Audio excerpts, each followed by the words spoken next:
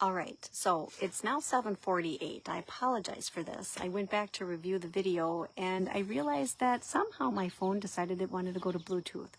I'm popping back on to re-record this because I watched it and there wasn't any sound, but every once in a while I heard a little bit of something, so got rid of that one. The whole point of talking to you about heavy metals is so you actually understand about heavy metals. So, sorry you're gonna have to catch this on the afterplay, so I apologize for that. So there's a reason I actually want to talk about heavy metals. So inside this jar, there's a bunch of air. Inside this air jar, it's the stuff that I actually put out on my deck this weekend. We've had a lot of really crappy air quality around here lately, and I wanted to find out what was coming out of the sky. So you can get heavy metals in a lot of different places. And so I wanted to kind of dive into it so you could understand what heavy metals were, as well as where they are and all that jazz that goes along with it. So we're going back to high school. So remember you guys had this periodic table of elements? All a heavy metal is one of those elements. So it's not necessarily a bad thing. It's just if you have too much of it in your body at one point in time, or maybe it's in a tissue overload, you just don't want to have it in there. So that's why they can be kind of a problem. So they're very natural, but overuse or overloading, they're toxic. Common ones I want to go after: mercury, you can find that in fish and dental fillings; lead, old paint or pipes; aluminum, you can find that in deodorant, cookware; arsenic, you can find that in rice or contaminated water; cadmium, you can get that in cigarette smoke and batteries. So you can get heavy metals in things that you're breathing, ingesting, or putting on your skin. Now, they can come from a lot of different places. You can get them from your tap water, especially if it's unfiltered. And now that can be tap water, whether it is from the city or whether it's from a well. Large fish, if you eat large fish, you can get them from, say, tuna and swordfish.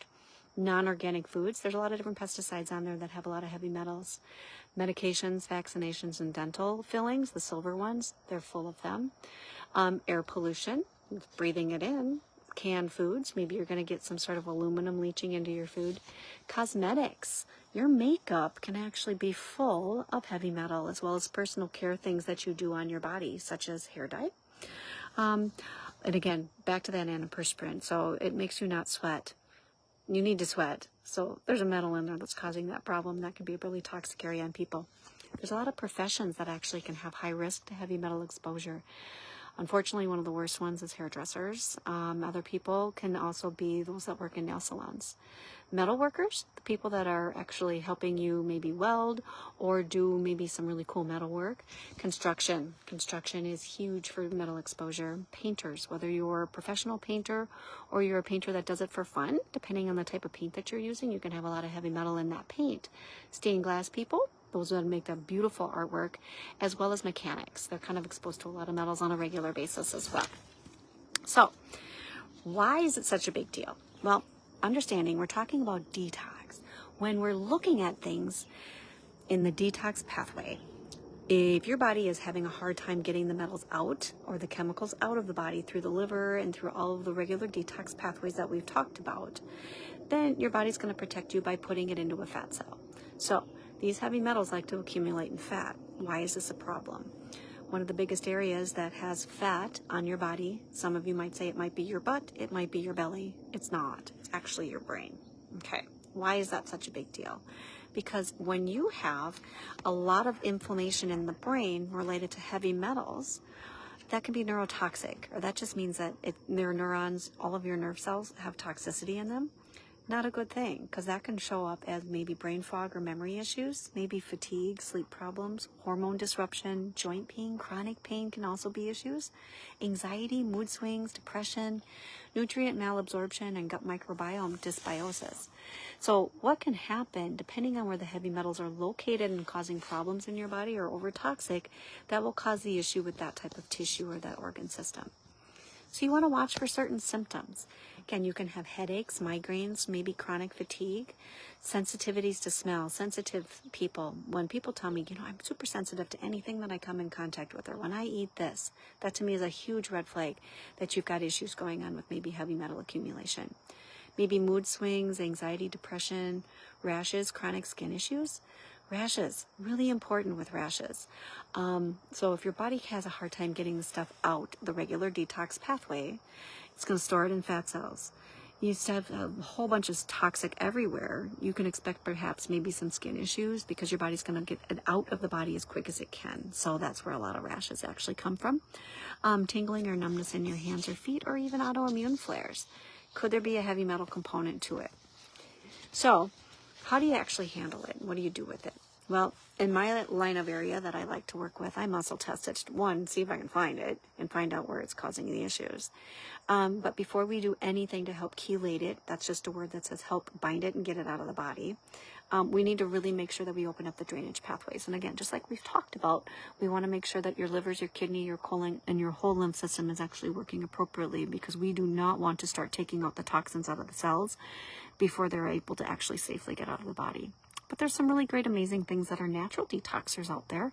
Cilantro and chlorella, amazing plant products that actually are natural chelators. Other things that you can do are actually hydrate. Make sure that you drink plenty of water. Water helps flush stuff out of your cells. Making sure you're pooping every day. Again, water can help with that. But if not, maybe increasing your fiber. Make sure you're going for 30 grams of fiber a day. That fiber will actually help bind some of the toxins as well. Infrared saunas and sweating, super great to get stuff out through the skin. Exercising can help with that big sweat too, but you're also increasing your circulation to help kind of move the stuff around. You don't want it stagnant and sitting in places. I love coffee enemas. I think they're amazing, and they're very great ways for you to do this as well. There's other minerals that maybe perhaps you might use in supplementation forms, such as zinc, selenium, or glutathione. And what can happen with that is that can help support your detox pathways. The big thing I also want you to be very careful, though, is a lot of medications and a lot of supplements, especially synthetic things that are out there.